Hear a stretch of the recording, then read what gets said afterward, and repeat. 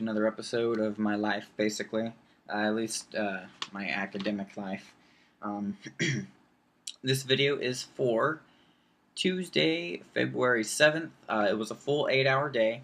I had a lecture for PAE and then an audiotronics lab following that. And it was lesson number 3 for PAE. So we'll go ahead and kind of look through some of the notes and see what's going on with that lecture. It was a fairly short lecture. There was only 4 pages of fill-in-the-blank notes. And you might think, oh, well, that's not much. That's just going to take 2 hours to go through. Well, no. My instructor actually really goes through everything really thoroughly. And there's a lot more to the slides, the PowerPoint slides, than is actually on his papers. Which is one thing I kind of don't like about it, about getting this fill-in-the-blank thing. So I learned that day I actually started taking my own notes in addition to the fill-in-the-blank notes, because there's just stuff that you can't, there's really no room on the page for. But, so yeah, there's the last page from the last lecture. And moving on to the lesson number 3. It's all about power distribution, fuses and Edison plugs and all that great stuff. A bunch of kind of nitpicky information, if you know what I mean. Like, there wasn't really a main general thing, but just a bunch of little things that make up a big thing, I guess. Like we talked about single pole and double pole circuit breakers, fuses, PPDs, which are portable power distribution systems or subsystems, GFCIs, which is a ground fault circuit interrupter, and those are basically the annoying wall plugins with the reset button and all that, but they are really there for a good reason. We discussed different power connections, like your typical wall outlet, your NEMA plugs, and there are so many different types of power plugs. It's ridiculous. It blew my mind how many different ones there were. And we have to know all those and everything. We talked about, for really huge wires, they're measured in circular mils instead of your typical AWG wire gauge numbers. We also talked about, like I just said, different types of wiring, not only thick wire, but thin wire as well. Company switches. What else do we have here? SJ cable is rated for junior hard service. I'll just let you look at the page. So check out the notes here. I really can't think of much to say about it because there's just so much information. But yeah, those are our notes. And neutral conductor. Yeah, and this is the last page right here. So, I mean, it's valuable information. I got the midterm for this coming up on Thursday, and that's going to be February 9th. So, I've been studying up a lot, going through these pages. But, like I said, we'll get there when we get to that video. So, just know that the third lecture for PAE wasn't bad, but it was just, gosh, I don't know, it's just a lot of information. Now, the lab for audiotronics, it was a pretty cool lab. Let's see, let me flip to it. Lab 2, 3, here we go. Alright, so this kind of is following up yesterday's video, where in the audiotronics lecture we discussed the components. Well, this time in this audiotronics lab, we tested all of the components, basically. So every one of those components that I listed earlier, we got a kit, and we went through and tested every single one of them. And it did take a while. It took about 2 hours to get through every one of them, and we spent maybe 5 minutes on each one, I guess. It took a while, but it was still pretty interesting. I think the most interesting ones are the variable resistors, which is basically a knob. And they can also be faders as well. They are, just faders another version of it.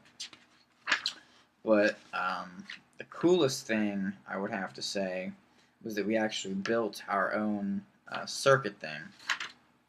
So we tested all of the different components, and then we had to put them back in the little kit, and we went on break, which, by the way, all the breaks are about a half hour. Sometimes we'll get a little more if the class is going really well, but for the most part, the breaks are about a half hour.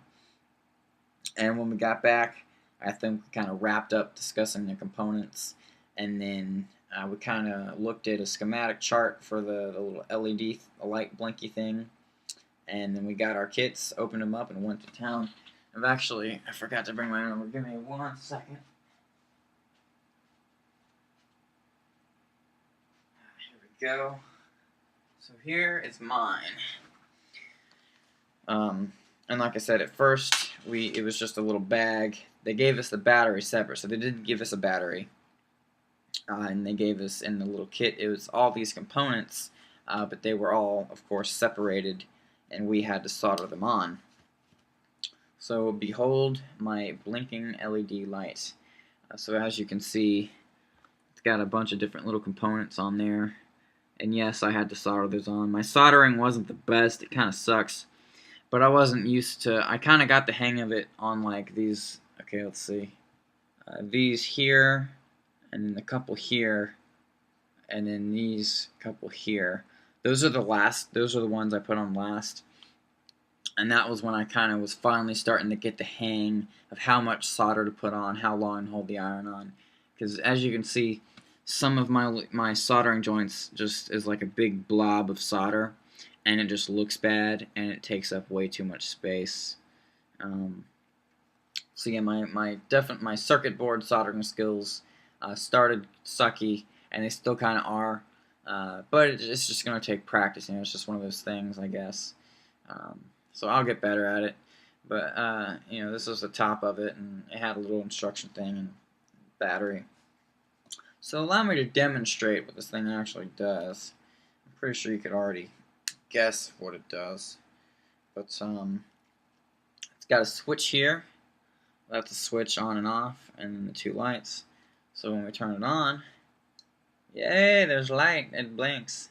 And it has to do with all the different little resistors and whatnot. So yeah, that's basically it. It's really exciting, isn't it? I wanted to like put the computer up on the desk and film myself putting this thing together, but it took about an hour and a half to do. Well, maybe not that long. Maybe it took about an hour to put all this stuff together to make sure all the parts were the right parts. Like the resistors, we had to actually measure the resistors with the DMM to make sure that we were using the right ones, because we did get a component list about each one and where to put them. And I don't know if you can see on the board itself, it even has little labeling spots like Q1 and Q2 for the transistors, and the switch and everything, all the pieces. But my friend Ryan was like, "Man, I don't know if I'd put my computer around all this stuff." And I was like, "Yeah, you're probably right." So I kind of got nervous out of putting the computer up on the desk, but I will try and get some footage somehow of how the labs work, because it's really cool. It's really just chillaxed. Lab techs put music on, and we just kind of go, and we can talk and hang out, as long as we're getting our work done, of course. But yeah, I'm pretty proud of my first circuit. I thought it was pretty cool. So I'm digging it. I think the next, I don't know what the next thing we make is, but it should definitely be cool. So yeah, the third lab for Audiotronics was awesome. I think the next thing we make, we're supposed to bring this because we're going to actually salvage some of the parts from it, like some of these components, and use them in the next project. So yeah, I'm getting this on video while I can, because I don't think I'll have this around for too much longer, even though it really serves no purpose, other than the milestone fact that I made a little circuit board kit thing. So yeah, it was a pretty good day. And once again, that was for Tuesday, February 7th. It was awesome. That was actually yesterday. So yeah, all is well. Thanks for tuning in.